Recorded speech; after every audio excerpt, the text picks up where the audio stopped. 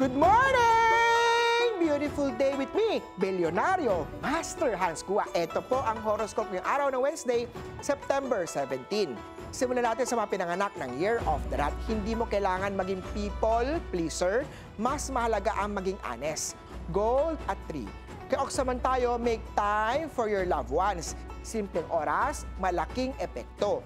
Blue at 6. Kay Tiger naman tayo, good day para magbenta ng mga second-hand na mga items. Gray at 1. Kay Year of the Rabbit naman tayo, makakatanggap ka ng compliment mula kay boss. White at 4. Kay Year of the Dragon naman tayo, iwasan ang pride. May hindi magandang epekto yan ngayon. Red at 7. Kay Year of the Snake naman tayo, huwag madaliin ang feelings. Kung hindi ka pa sure sa nararamdaman mo. Silver at 2. Kay Year of the Horse naman tayo, natural lang ang magselos. Pero wag sobra-sobra, baka nakakasakal at nakakasira na yan ng relasyon. Yellow at 5. Kay Year of the Ship naman tayo, pakinggan ang opinyon ng partner. Wag maging close-minded. Purple at 9. Kay Year of the Monkey naman tayo, maging proactive sa team. Mas may impact yan kesa sa inakala mo. Green at 6. At kay Year of the Rooster naman tayo, iwas muna sa kaka-check out, baka hindi na fit sa budget mo.